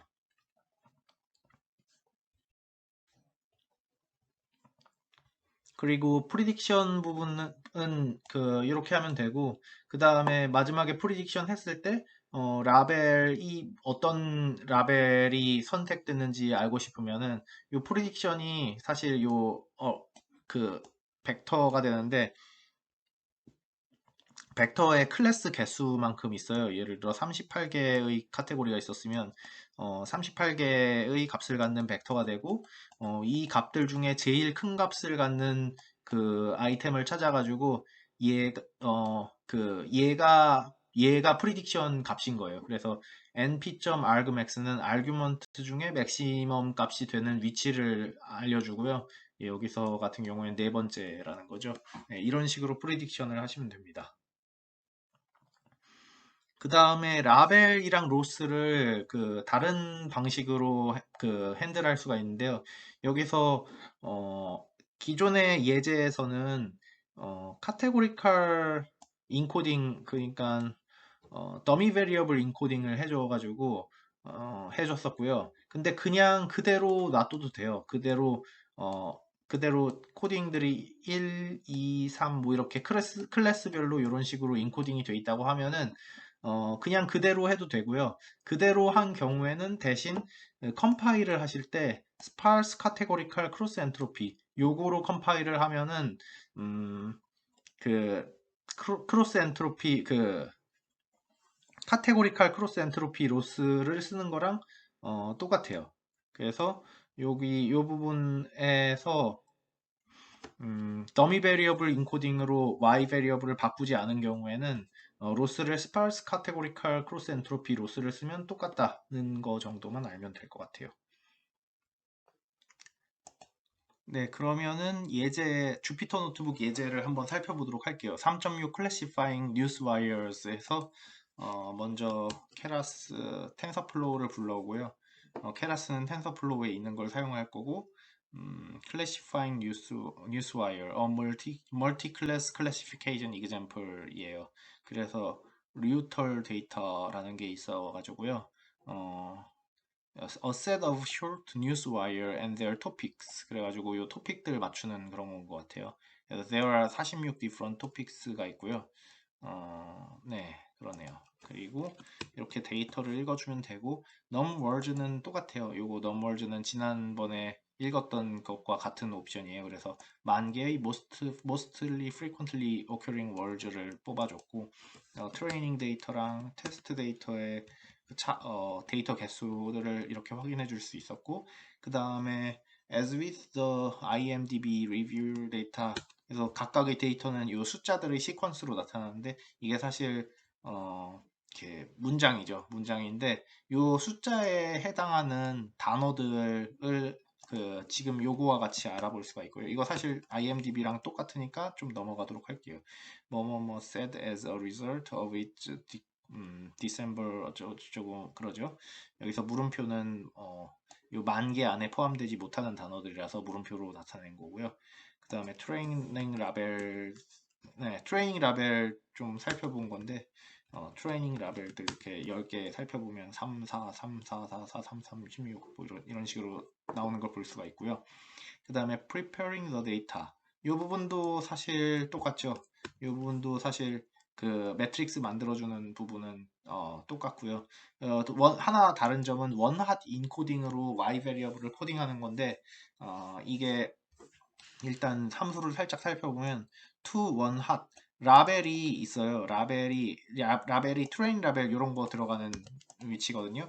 그래서 라벨이 보면은 train labels 보면 이런 식으로 3, 4, 3, 4, 4 이래서 46개의 트레인 라벨이 있는데 요거를 원핫 인코딩으로 바꿔주고 싶어요. 그래서 이렇게 함수로 만들었는데 일단 리절트에 np.zeros 해서 우리가 필요한 공간을 미리 잡아놔요. 이렇게 해야 이런 식으로 코딩을 해야 파이썬이나 R에서나 속도를 더 빠르게 만들 수가 있고요. 그러니까 메모리를 먼저 잡아놓는 방식으로.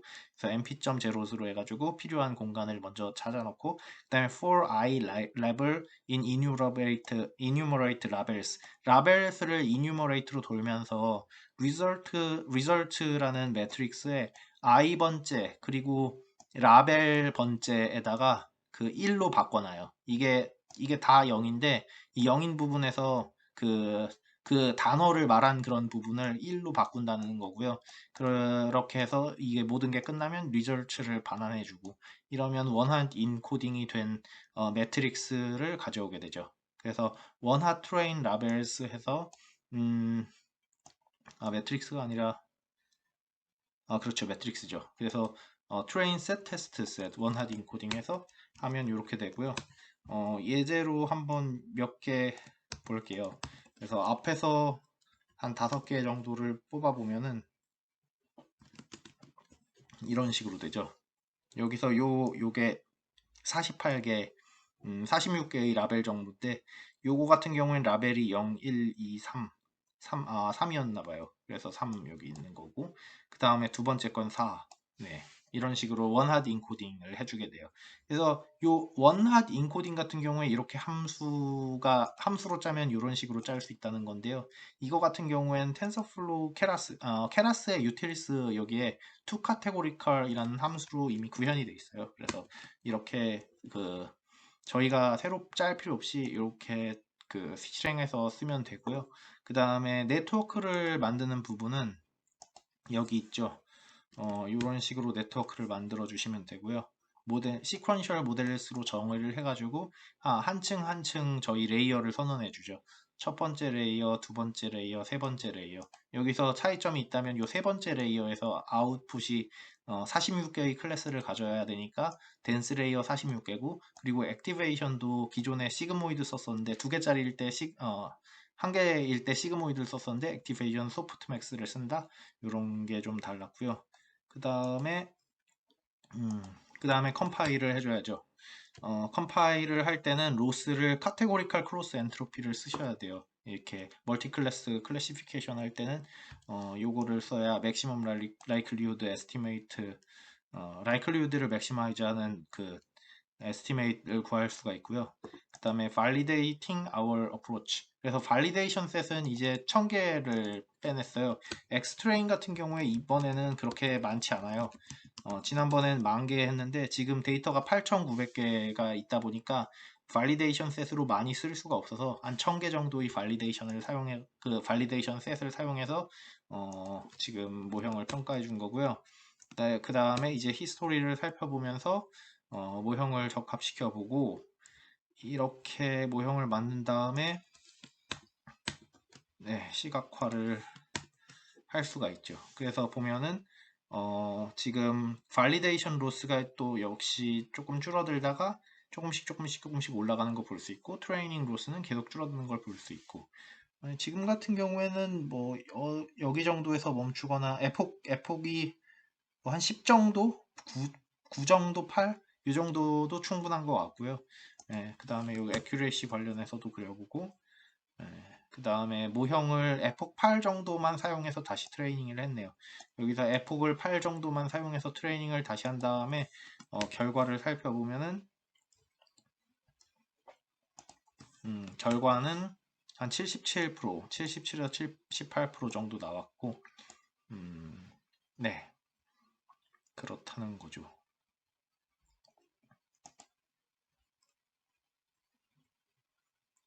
그 다음에 새로운 데이터에 프리딕션 하는 거에 대해서 또 나왔는데, predictions. 5개 정도 프리딕션을 보면은, 요렇죠. 여기 보면은 46개가 있고요. 요 중에, 제일 높은 값이 프리딕션 되는 값이에요. 그래서, 네, 이게 1이 나와야 되는데. 아무튼. 네, np.argmax로 해가지고 그 값의 최대화되는 그걸로 프리딕션을 해주는다는 게 요 부분이죠.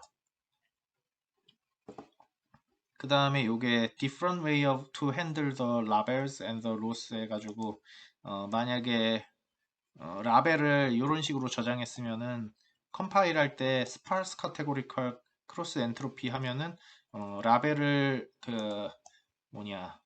그 더미 베리어블 인코딩 안 해도 원핫 인코딩을 안 해도 그냥 쓸 수 있다는 거고요. 그 다음에 요 예제는 이렇게 중간에 레이어를 갑자기 조금 뒀다가 다시 크게 늘려버리면은 아무래도 여기서 정보의 손실이 발생해가지고 성능이 조금 떨어진다는 얘기예요. 여기 성능이 떨어져가지고 성능이 한 8% 정도 떨어졌대요. 네, 그런 정도의 얘기가 있었어요. 여기까지 예제 마치도록 할게요.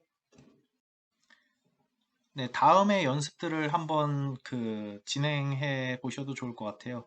관심 있는 학생들은 이런 연습을 한번 해보시고요. 다음으로 넘어가도록 하겠습니다. 다음 문제는 Predicting House Prices 여가지고 이번에는 Regression Example을 다룰 거예요. 지금 앞에서 나온 두 가지 예제랑 요 Regression Example 요 세 가지가 제일 많이 나오는 그런 종류의 문제여가지고 이렇게 예제로 세 개 설명해 놓은 것 같고요.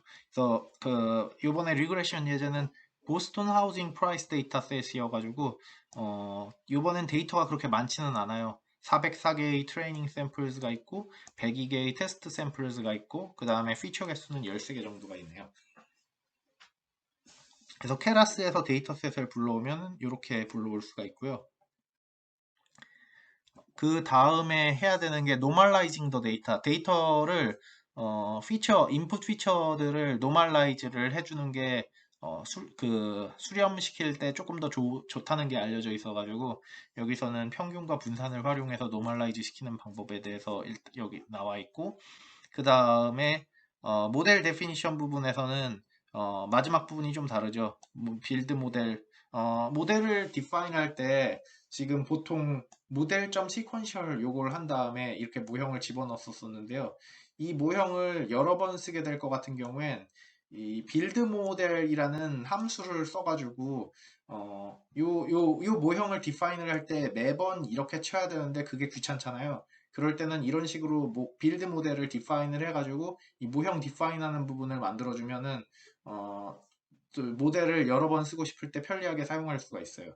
그래서 이 빌드 모델 함수는 그런 거고 요번에 리그레션 부분에서 다른 점은 맨 마지막 레이어가 모델.add에서 layer.dense 1 요게 다르고요. 여기서 지금 액티베이션이 없죠. 액티베이션에 시그모이드나 소프트맥스나 이런 게 없어요. 이게 왜 그러냐면 여기서 64개 피처가 들어왔을 때 요 wx 플러스 b 요게 한 개, 그러니까 x가 64차원 벡터고 뭐 W랑 B는 뭐 하이퍼 파라미터 64차원 파라미터 요거 1차원 파라미터 해가지고 계산하면은 1차원 스칼라 베리어크로 y가 나오는데 요 y의 별도의 뭐 시그모이드 함수나 이런 걸 적용하지 않겠다는 거예요. 이렇게 하면 이 y가 가질 수 있는 범위가 마이너스 무한대부터 무한대까지의 값을 가질 수가 있거든요. 그러니까 리그레션 같은 문제를 할 때는 이런 식으로 정의를 해야 돼요.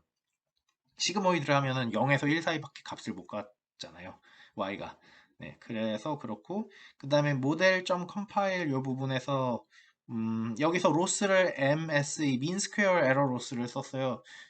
리그레션 문제에서는 ML 추정량을 구할 때 결국 요게 MSE, mean square error loss를 최소화하는 게 그거랑 같은 문제이기 때문에 리그레션 문제에서는 로스를 MSE로 쓰면 되고요. 여기서 매트릭, 나중에 결과를 평가하는 매트릭으로는, 어, 민, 그, 그, 그, 절대값, absolute error, mean absolute error를 매트릭으로 사용했네요. 그 다음에 이 노멀라이즈를 하는 이유에 대한 설명인데요.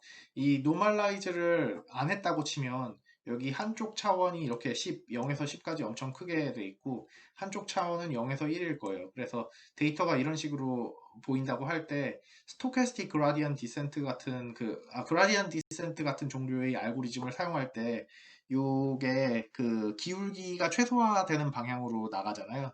그럼 여기 접선을 그려가지고 수직하는 방향이 기울기가 최소화되는 방향이라서 그런 식으로 나갈 텐데 그러면 아무래도 여기 가운데로 수렴할 때 수렴하는데 오래 걸려요. 지그재그로 튀면서 수렴을 하게 되고요. 하지만 만약에 저희가 노멀라이즈를 시켜가지고 각각 피처별로 값들이 비슷하다고 하면은 각각 피처별로 분산이 이렇게 딱 일정하다 이러면은 뭐냐 그라디안 디센트 해가지고 업데이트하는 과정에서 이렇게 일직선으로 최소값을 향해서 나아가게 되죠. 그래서 효율성 면에서 노멀라이즈를 하는 게 이 모형을 트레이닝 할 때 좀 더 효율적이에요. 다음으로는 validating your approach using K-fold validation인데 지금 regression 데이터 같은 경우엔 데이터 개수가 되게 작아요. 어, 지난 예제까지는 발리데이션 셋으로 저희가 1000개씩 넣어도 트레이닝 셋에 충분한 샘플들이 확보가 돼 있었거든요. 근데 이번 같은 경우엔 데이터 셋이 애초에 작다 보니까 발리데이션에서 정확한 발리데이션을 하려면 더 많은 발리데이션 샘플이 필요한데 그거를 그렇게 할 수가 없어가지고 취할 수 있는 방법 중에 하나가 이런 거예요. K-fold validation이라고 해가지고 음, 저희 데이터를 예를 들어 3개의 폴드로 나눴어요. K가 3인 경우 3개의 폴드로 나누면은 요 3개의 폴드로 나눴을 때 요 각각의 폴드에서 한 번은 첫 번째 걸 발리데이션으로 쓰고 두 번째 2개를 트레이닝 셋으로 쓰고요. 두 번째 폴드에서는 1, 3번을 트레이닝으로 쓰고 가운데 걸 발리데이션을 쓰고 요거 좀 못하네요. 예. 폴드 3에서는 1, 2번을 트레이닝으로 쓰고 3번을 발리데이션으로 쓰고 해가지고 이 발리데이션 셋의 발리데이션 스코어 3개를 평균 내가지고 그 에버리지 발리데이션 스코어로 내겠다는 거죠. 이게 K-폴드 발리데이션 할 때의 방법이에요. 네, 발리데이션, K-폴드 크로스 발리데이션 코드 같은 경우에는 지금 이렇게 사용할 수가 있고요. 그래서 I는 K만큼 돌고요. 이 K만큼 돌 때, 이 각각 돌 때 발리데이션 데이터, 발리데이션 타겟이랑 partial train 데이터, partial train 타겟을 요 인덱스 이용해 가지고 잘 나눠줘요. 이게 K-폴드 크로스 잘 살펴보면서 생각해 보면은 이게 K-폴드 크로스 발리데이션 아까 설명드렸던 그런 식으로 나누는 거거든요. 그래서 잘 이해 안 되시면 이 함수 그 예제에서 이 부분 실제로 좀 돌려보면서 실험해 보셔도 좋고요. 네, 이렇게 해가지고 발리데이션 데이터랑 파셜 트레인 데이터 나누고 그다음에 모델은 빌드 모델 해가지고 모형을 좀 빌드를 하고요. 여기 빌드 모델 같은 경우에는 아까 앞에서 설명한 대로 디파인을 했죠. 이렇게 함수로 만들면은 한 줄에 끝낼 수가 있어가지고 이 모델을 많이 불러야 될 경우에는 이렇게 함수로 만드는 게 편하고요. 그 다음에 모델.fit에서 partial train 데이터랑 partial train target 이용해서 모델을 피팅하고요. 에폭 수만큼 돌리고 배치 사이즈는 1로 했네요. 자, 이렇게 했고 그 다음에 validation MSE랑 validation MAE를 모델.evaluate 해가지고 validation 데이터에 대한 그 MSE, MAE를 여기 저장을 하고요. 그 다음에 all scores라는 아까 empty 벡터를 만들어 놨었었는데 여기 그 앞 슬라이드에서요. 거기에다가 append 하는 식으로 validation MAE를 붙이는 거죠. 네.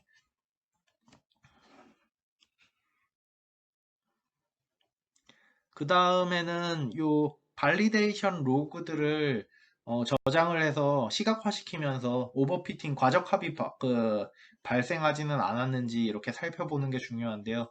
그거를 할 때 어떤 식으로 하면 되는지에 대한 코드예요. 그래서 all MAE histories라는 거를 만들어줬고 여기 이 부분은 똑같아요. for I in range K에서 K-fold cross validation 하겠다는 건데 요 validation data targets partial train 데이터, partial train targets 이렇게 해가지고 데이터셋 정리하고 여기서 모델 만들고 히스토리 해가지고 요번엔 히스토리를 저장하면서 모델을 피팅하고요.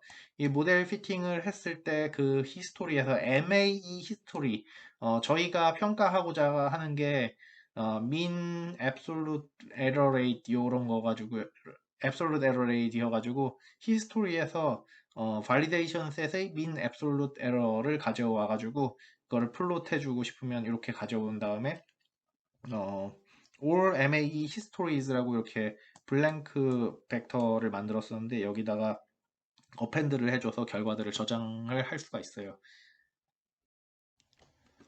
그렇게 해서 average MAE history 결과를 지금과 같이 구하겠다는 거예요.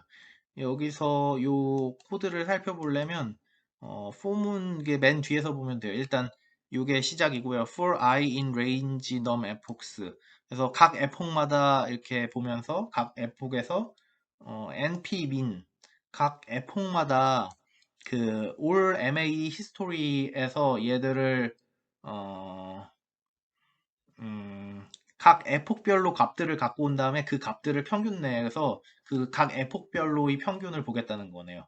올 MA 히스토리 올 MA 히스토리에 있는 애들을 하나씩 봐가지고 그 애의 i번째 애가 그 i번째 에폭에 대한 결과들이잖아요. 그러면 요 벡터에서는 i번째 결과들에 대한 MA들이 나올 거고요. 걔들을 np.min 하니까 그 i가 0일 때 그 첫 번째에서의 MAE 히스토리들의 민이 나오고 i가 1일 때 그러니까 두 번째 MAE 히스토리에 대한 평균이 나오고 i가 2일 때 세 번째에 대한 평균이 나오고 이런 식으로 쭉 가겠죠.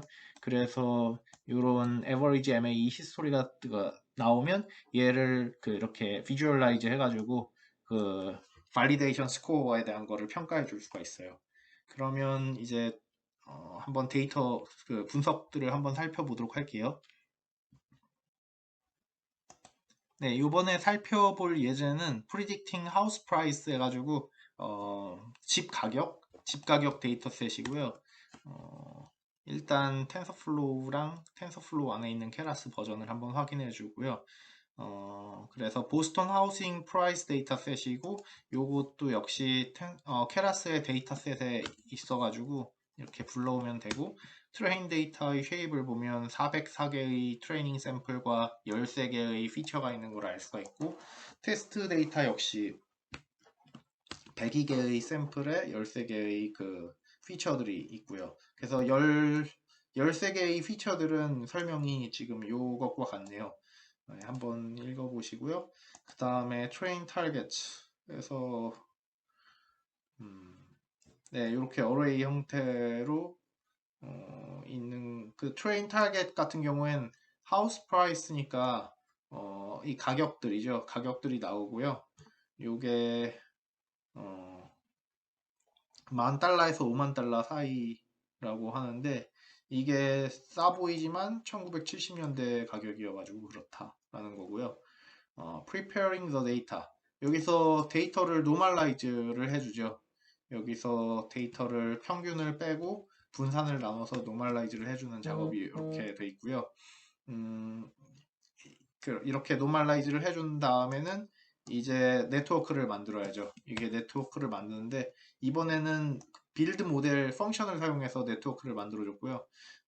왜냐면 이게 여러 번 사용할 거라 가지고 이런 경우는 이렇게 빌드 모델 이게 함수로 정의해 주는 게 좋아요. 그래서 모델 일단 시퀀셜로 해서 만들어줬고 모델.add 해서 그 인풋 같은 경우엔 쉐입 요게 13인가? 네, 여기서 보면은 피처 개수가 13개니까 이게 13일 거예요. 그래서 인풋 쉐이프는 13이 되고 그 다음에 중간 레이어가 64개 갖고 그 액티베이션 밸류 해가지고 두 개 층 정도 쌓아주고 마지막에 그 덴스 레이어 다 알아가지고 리그레션을 해줬고요. 여기서 리그레션 같은 경우엔 로스를 MSE로 사용해줘야 되고요. 매트릭은 mean absolute error rate를 사용했어요. 그래서 이렇게 그 모형을 만들어줬고요. 그 다음에 저희가 요번에는 데이터셋이 많지가 않아요. 저희가 지금 보면 트레인셋이 404개가 있거든요. 트레인셋이 404개가 있기 때문에 아무래도 그 발리데이션을 할 때 샘플 개수가 모자라기 때문에 요 샘플 그 발리데이션 값의 정확도를 좀 더 늘리기 위해서 K-fold 발리데이션을 사용했어요. 그래서 여기서는 4폴 그 K가 4인 K-fold 크로스 발리데이션을 4-fold 크로스 발리데이션을 사용한 거고요. 네. 이렇게 모형을 네, 프로세싱 폴드 해가지고 여기서 verbos는 제로 옵션을 달아가지고 이 트레이닝 과정이 안 보여요. 요 verbos equals 1 하면은 그 기존의 그 두 예제처럼 요 화살표가 쭉 올라가는 걸 볼 수가 있는데 지금처럼 이렇게 verbos equal 0라고 해주면은 그 화살표 올라가는 건 안 보이고요. 대신 좀 기다리면은 이 모형이 피팅이 되겠죠? 네, 그래서 지금은 프로세싱 폴드 넘버 0고요. 지금 4 폴드니까 이게 4까지 올라가야 돼요. 이게 생각보다 시간이 좀 걸리는군요. 네, 일단 좀 기다려 보도록 하죠. 기다리는 사이에 뭔가 설명을 더 할 만한 게 있을지 보면은 이게 또 느린 게 배치 사이즈를 1로 했네요. 이러면 좀, 음, 네. 배치 사이즈 1로 한 것도 있고, 다른 거는, 네, 괜찮은 것 같고요. 네, 일단 좀 기다려보죠.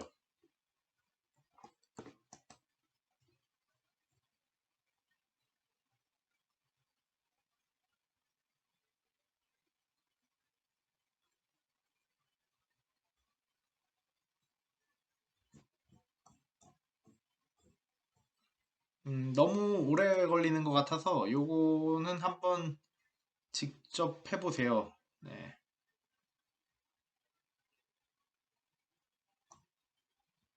이거 잠시만 인터럽트 하고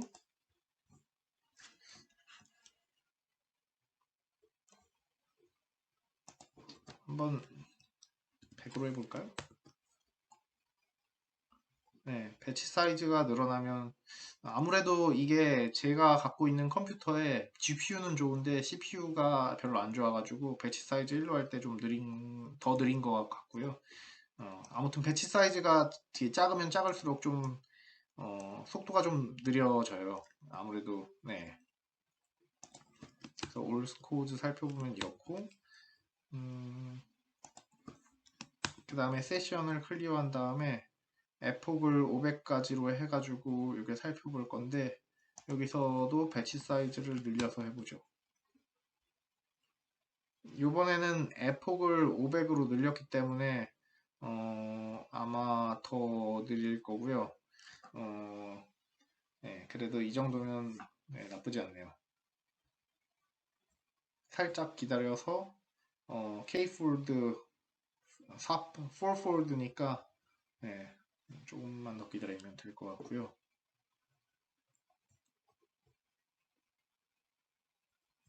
네, 다 되면은 이렇게 결과가 나오겠죠. 로스 MA 이렇게 해서 네. 그 다음에 에버리지 MA 히스토리를 이렇게 하고 그 다음에 그림을 그려보면 다르네요. 아 이게 제가 배치 사이즈를 100으로 해가지고 그런 것 같아요. 네, 1로 했었으면 아무래도 한 개씩 업데이트를 하다 보니까 이 결과들 사이에 차이가 커가지고 아무래도 이 배치 사이즈가 1이면은 스토캐스틱 그라디안 디센트인데 스토캐스틱 그라디안 디센트는 엄청 튀면서 결과에 수렴을 하잖아요. 그래가지고 좀 결과가 튀는데 지금 같은 경우는 그 배치 사이즈를 100으로 해줘가지고 좀 더 안정적으로 보이는 걸 볼 수가 있고요. 예, 사실 여기서 하려고 했었던 거는 그 실제 예제를 보면은 이게 배치 사이즈를 1로 했을 때 이 결과들이 엄청 튀어가지고 그거를 스무징 하는 방법 이걸 사용해서 스무징을 하면 좀 더 스무스된 버전을 볼 수 있다 뭐 이런 거 그리고 요 앞에 초반에 몇 개는 이게 그 크게 중요하지 않으니까 뒤에 기준으로 보겠다 이런 거 omit the first 10 points랑 그 다음에 replace each point with an exponential moving average 해가지고 스무딩 시키는 거 그걸 적용하면 이렇게 된다는 거예요. 네, 이게 아마 배치 사이즈가 1이면은 그 아까 그 원래 있던 결과를 볼 수 있을 텐데 그렇게 하면 너무 느리니까 일단 여기 강의에서는 100으로 해가지고 진행을 하도록 할게요. 이 프리딕션 부분은 뭐 이런 식으로 프리딕션을 한다라는 거. 네. 네, 여기까지 연습 마치도록 할게요. 네, 여기까지 그 챕터 3의 그 내용들을 살펴보았고요. 한번 주피터 노트북이랑 이런 거 그 사용해가지고 잘 진행해 보시고요. 궁금한 거 있으면은 그 열린 게시판이나 문의 게시판으로 꼭 남겨주시거나 아니면 저에게 이메일을 보내서 물어봐 주세요. 이게 직접 볼 수가 없으니까 제가 어떤 부분에서 어려워하고 이런 거를 살펴볼 수가 없는 게 조금 아쉽네요. 네. 그러면은 이번 한 주도 수고하셨습니다. 감사합니다.